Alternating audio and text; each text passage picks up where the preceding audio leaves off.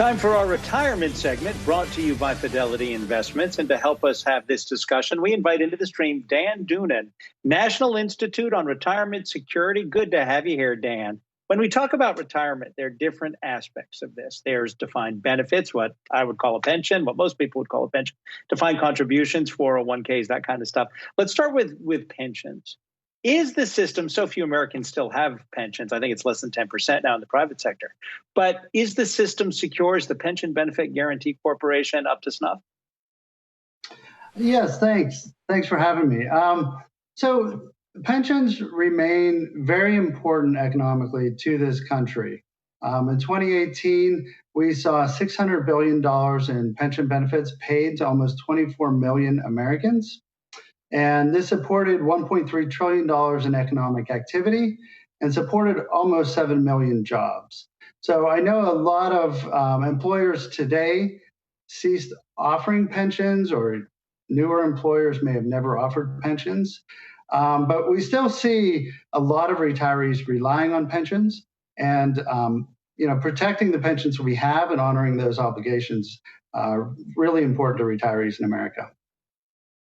So, Dan, what are you hoping to hear from the Biden administration? What policies do you think need to be implemented in order to put Americans in a better position for retirement? Yeah, so first, I think protecting the pensions we have, and I would include in there prioritizing a solution for multi-employer plans. We know that issue has been festering and needs a solution. Second, improving 401ks so they're more user-friendly. Third, strengthening and expanding Social Security, and especially take a look at the minimum benefits. I think for retirees and near retirees who haven't saved enough, if you're interested in reducing poverty for seniors, looking at the minimum benefits is a pretty key way to go about that. And then finally, on long-term care costs, finding a reasonable way to finance long-term care costs that's more forward-looking than what we're doing now. Let's break this down and just very simply, there is a proposal perhaps to require 401k or a simple IRA to be automatic, that your employer, however it happens, a portion of your paycheck will always go into this unless you opt out. Is that the way to go? So I think we know from the behavioral work that's been done that defaults are really important. I know that more and more plans, and even the state-run savings plans, are looking at defaulting people in, but giving them option to leave. And you see much higher participation rates.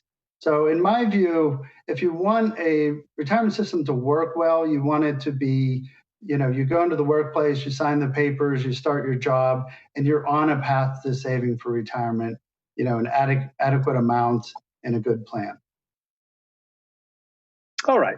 We appreciate your being here, Dan Doonan, National Institute on Retirement Security. And remember, our retirement segment is brought to you by Fidelity Investments. We appreciate your being here, Dan. All the best to you.